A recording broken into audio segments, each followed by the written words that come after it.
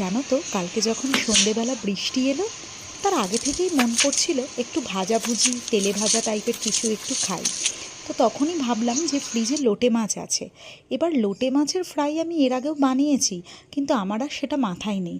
তাই জন্য ভাবলাম একদম ভালোভাবে দোকানের মতো লোটে মাছের ফ্রাই বানানোর জন্য একবার একটু নয় গুগল বা ইউটিউবকে সার্চ করে নিই। ইউটিউবটাই বেস্ট। তো যেরকম যেরকম উপকরণ ইউটিউবের ভিডিওতে দেখেছিলাম, আমার বাড়িতেও সেরকম উপকরণই আর কি একদম বলতে পারো প্রস্তুত ছিল। তো সেই সব দিয়ে লোটে মাছটা ফ্রিজ থেকে বার করে নিয়ে বানানোর জন্য প্রস্তুতি নিচ্ছিলাম।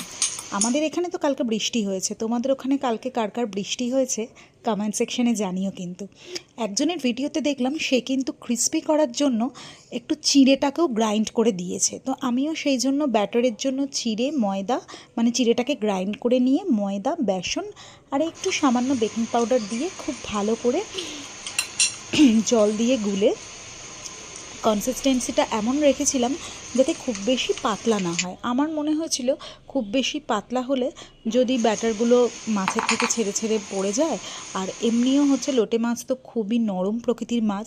তো সেই জন্য এবার এই লোটে মাছগুলোকে আদা পেঁয়াজ কাঁচা লঙ্কা রসুন বাটা দিয়ে ভালো করে ম্যারিনেট করে তারপরে আবার এই ব্যাটারটার মধ্যে ভালো করে মাখিয়ে নিয়ে কড়াতে ছাড়লাম। কিন্তু লাস্ট অবধি যেন কি হলো, পরিণতি কিন্তু শেপের জন্য পেল না, কিন্তু খেতে ভালো হয়েছে।